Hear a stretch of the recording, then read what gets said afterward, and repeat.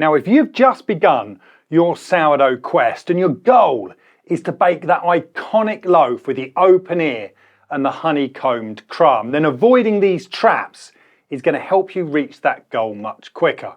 Now, I haven't seen these points discussed much on YouTube, but they are real life sourdough issues that I help with daily in our email community.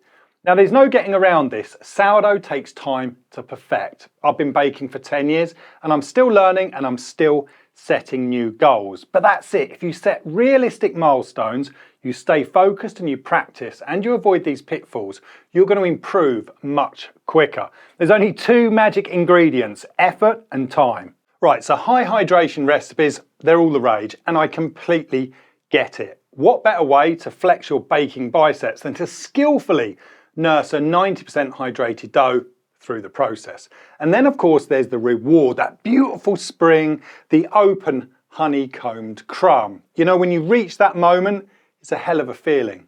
But here's the kicker. If you jump in with both feet and you start your journey with high hydration doughs, your chance of failing is going to be pretty high too. When you get that hydration wrong, your dough is going to be super sticky, it's going to be difficult to handle, and if you're lucky enough to get it out of the proving basket without it sticking or collapsing, you're going to want to pray that it doesn't turn into a pancake during baking.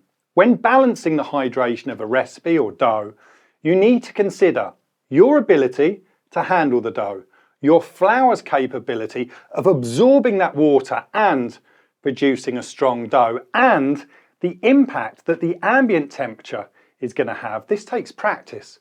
So rather than start high, you should start low. This loaf uses 65% hydration. It was easy to handle. It produced great spring, a great ear, and a really good crumb. So why struggle? Get used to handling the dough and honing your skills using that lower hydration. And then when you've mastered it, you can bump that hydration up slightly.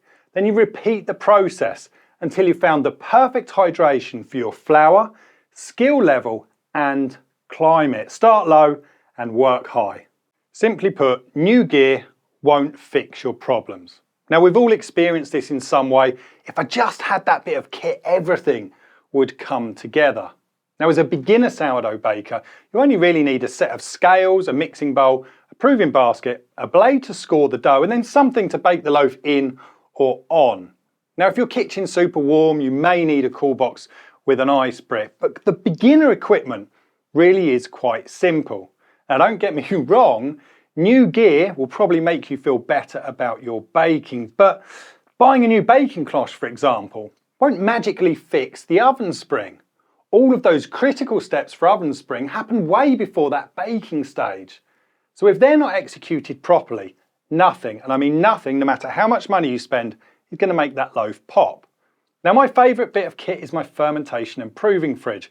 I can maintain a constant 25 degrees Celsius, scheduling's a dream, and the fermentation process is super easy to manage. However, when I was baking in Thailand for 3 months, I only had a cool box and ice bricks. They were still good enough to bake great loaves. One was a budget solution, the other one more expensive. But both of them require a learning phase, and it's once you've got that right when either solution will work just as well. And the same is true for my baking stone. I love it. I get great results with it, but I can still bake a fantastic loaf using a budget-friendly pizza stone.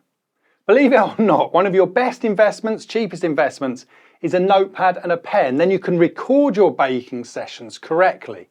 Then you can analyze, adjust, and improve over time. Invest time learning the process properly first, and then you can use your experience to make those right purchases and avoid disappointment. Everybody, doesn't matter who it is, they make mistakes. Everyone fails now and again. That's how we learn. We should embrace those mistakes. We shouldn't be hiding them away. That social media account that you're kind of starstruck with has probably been carefully manicured. In most cases, you're only given access to the successes and the failures are kind of hidden away. Now, this is worth remembering the next time you're scrolling.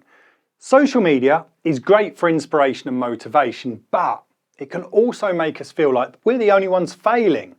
You should divide your social media into two camps to avoid piling on the pressure and to speed up your learning curve. That first group should include bakers of a similar skill level to yourself. This pool, this is where everyone should be sharing honest feedback from baking sessions. The good, the bad, the ugly, it really doesn't matter.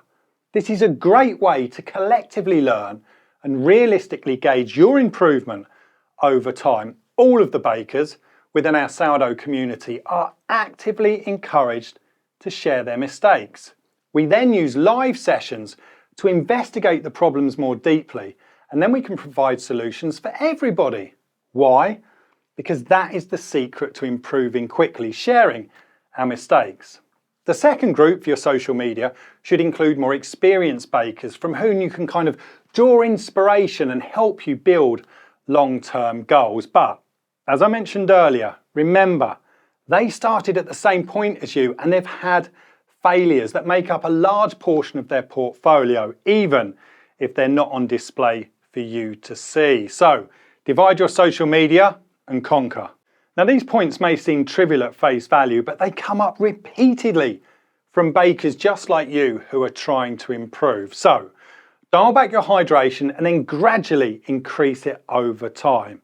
Investing your time over your money is going to bring you the biggest gains. And lastly, divide that social media down and make sure you keep everything properly in perspective. That's it. Thanks for watching. I'm going to see you again very soon. Stay tuned.